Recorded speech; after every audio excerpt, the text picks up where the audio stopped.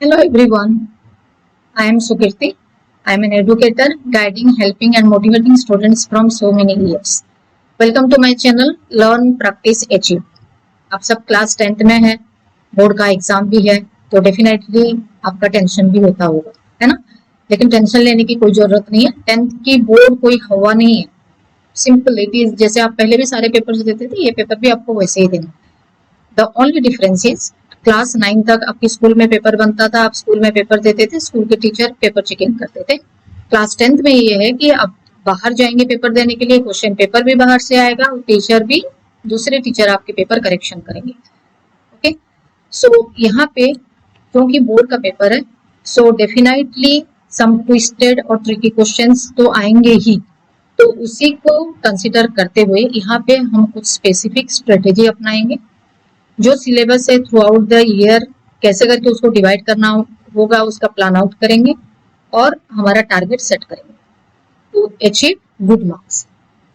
Okay, तो इसीलिए हम यहाँ पे जो भी प्लान करेंगे उसी प्लान को लेके ही आपको आगे बढ़ना है। क्योंकि यहाँ पे हम क्लास 10th मैथ्स के सिलेबस डिस्कस करेंगे, तो ड्यूरिंग द डिस्कशन हम जो भी चीज यहाँ पे प्रैक्टिस करेंगे, आप वीडियो को पूरा एंड तक देखना, स्किप नहीं करना, क्योंकि during discussion I will give you some tips and tricks which will help you to solve your problem easily, quickly, correctly and without wasting your time, and that is also applicable for other subject. तो जो tips और tricks आप हर एक video में आप देखेंगे, उसी को अगर आप प्रैक्टिस में लगाते हैं on your daily life for practicing your maths and other subject, then you will definitely achieve your target. आपको वहां पे कोई भी नहीं रोक सकता। So now let's move towards the topic.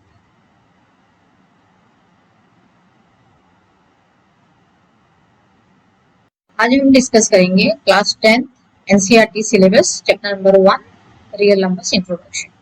Okay, so to move towards the introduction page, first of all, we will discuss about what are natural numbers. But natural numbers जाने से पहले we will discuss what are the other type of numbers which we already know. क्योंकि real numbers जो होगा वो सारे numbers के साथ related होगा. Okay, so in the center you can see it is written n. N is the natural number, and these natural numbers are counting numbers that are 1, 2, 3 and so on. Okay, natural number के बाद जो green color है, this color represent W or W represent whole number, that is 0, 1, 2, 3 and so on. Then W के बाद it is Z, it represent the integers. Integers is starting from minus number, then 0, then plus number. जैसे कि आप number line में बनाते हो, ये all these are integers. So -2, -1, 0, 1, 2 and so on are integers. Then the blue color one is known as rational numbers, and rational numbers can be represented in the form of P upon Q. It means it can be written in the form of a fraction form. Okay, and where Q is not equal to 0, मतलब उसका जो denominator होता है वो 0 नहीं होता।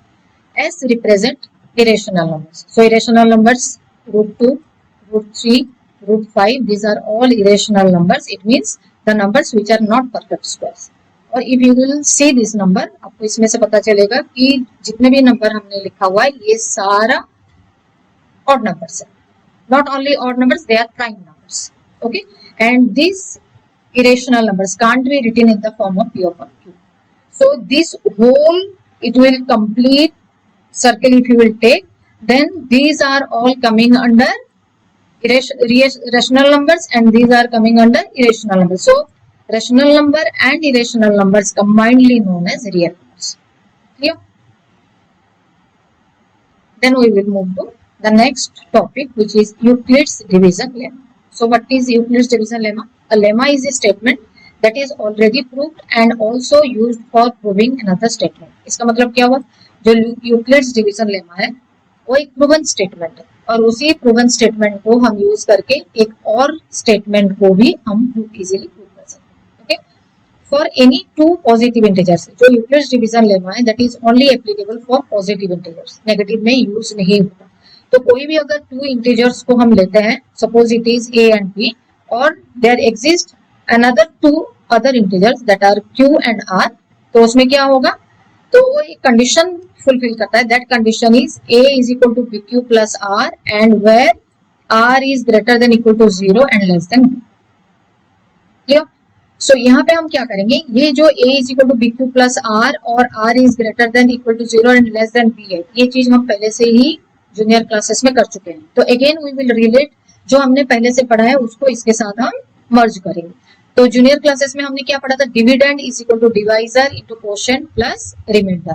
तो यहाँ पे भी वही चीज है, डिविडेंड जो है, dividend is equal to a here, then divisor is equal to b here, quotient is q here and remainder is r here. तो इसको आप रिलेट करोगे तो आप जब छोटे क्लास में जो पढ़े थे वो सारा आपका इजीली याद आ जाएगा। ठीक है, the only difference is r is greater than equal to 0 and less than b। ये है क्या, जो भी वैल्यू हम यहाँ पे निकालेंगे, ये तो डिवीजन का रूल है, तो if we will do one division then we will find out whether this things are applicable और नॉट।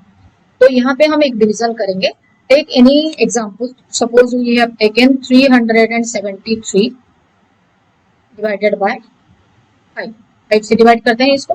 ठीक है, तो डायरेक्टली वी कैन टेक 5 7 जा 35, 223, then 5 4 ja 20, then 3. Okay, now here 373 is the dividend here, तो यहाँ पे dividend की जगह पे हम लिखेंगे 373। देन डिवाइजर क्या है, यहाँ पे b क्या है, b is equal to 5, q क्या है, q is equal to 74 and r क्या है, r is equal to 3। Okay, so we can write the simple division in this way, that is a is equal to bq plus r। तो 373 is equal to 5 into 74 plus 3। अभी हमें ये देखना है कि whether r is greater than equal to 0 or not। What is r here? r is equal to 3। So when we will write 3 that is greater than equal to 0 and less than b, what is b here? b is equal to 5, so it is less than b or it is less than 5। Okay, so hence this Euclid's division lemma is proved।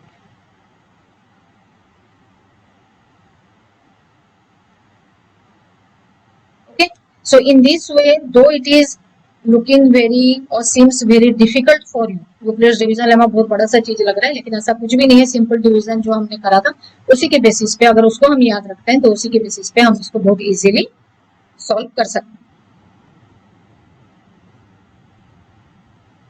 Then we will find out what is Euclid's division algorithm. It is a series of well-defined steps which gives procedure for solving a type of problem. Euclid's division algorithm जो है इसमें बहुत सारे steps होते हैं, okay? And all the steps are similar.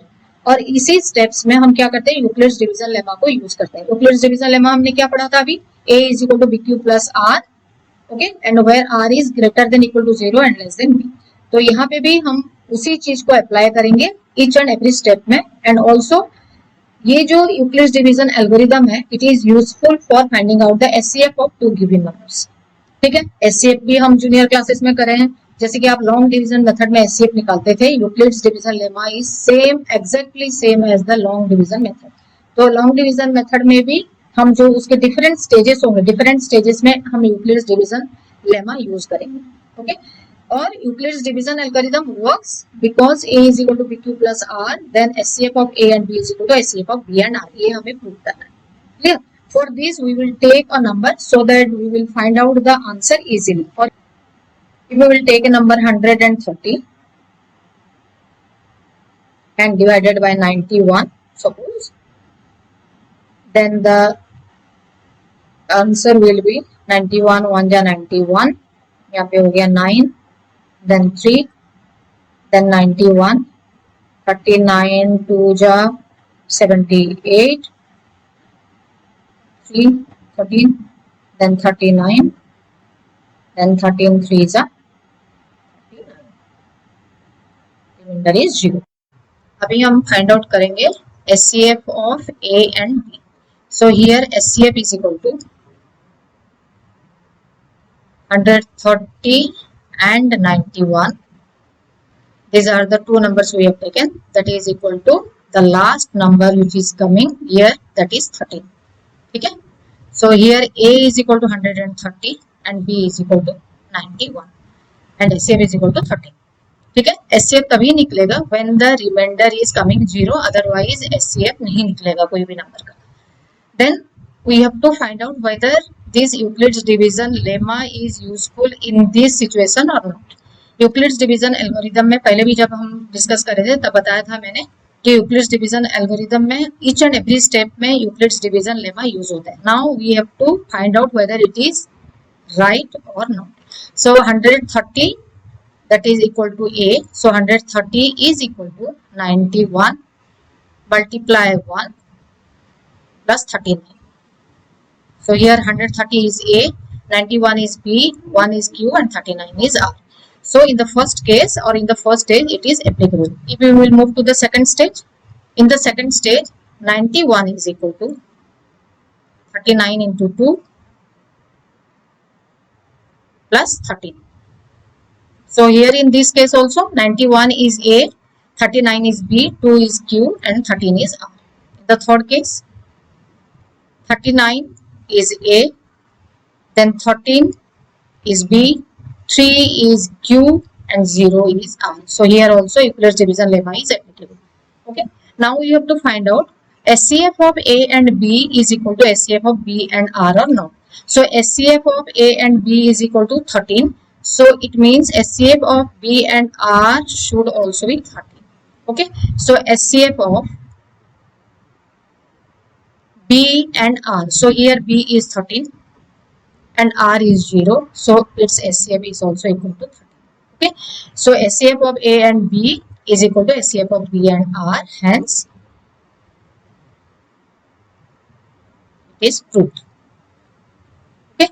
So in Euclid's division algorithm, we know that it is applicable for finding out SCF of any two given integers, that should be positive integers. फिर SCF find out करने के अलावा हम और क्या find out कर सकते हैं, इसका ईच एंड एवरी स्टेप में यूक्लिड्स डिवीजन लेमा हम यूज कर सकते हैं. And at the end we have proved that SCF of A and B is equal to SCF of B and R. अगर आपको मेरा आज का वीडियो अच्छा लगा तो सब्सक्राइब करना बिल्कुल भी नहीं भूलना. यहाँ पे क्लास 10th के सारे syllabus along with the extra question एक सीरीज में आएंगे, जो कि मैं हर एक मंडे और थर्सडे को अपलोड करूंगी, ताकि आपके छोटे से छोटे कंसेप्ट भी क्लियर हो जाए. आप इतना ज्यादा प्रैक्टिस करें कि ऑन टाइम आपका सिलेबस भी कंप्लीट हो जाए and you will give your board exam with full confidence. Not only this, अगर इसके बाद भी वीडियो देखने के बाद भी अगर आपका कुछ डाउट रह जाता है, उस डाउट को क्लियर करने के लिए आप मुझे ईमेल भी कर सकते हैं. उसका मैं लिंक डिस्क्रिप्शन बॉक्स में नीचे दे दूंगी. उसके बाद आप कमेंट सेक्शन में भी कमेंट करके आपका जो भी डाउट है आप उसको क्लियर कर सकते हैं. ओके, तो प्लीज प्लीज प्लीज मेरे चैनल को लाइक, शेयर और सब्सक्राइब करना बिल्कुल भी नहीं भूलना.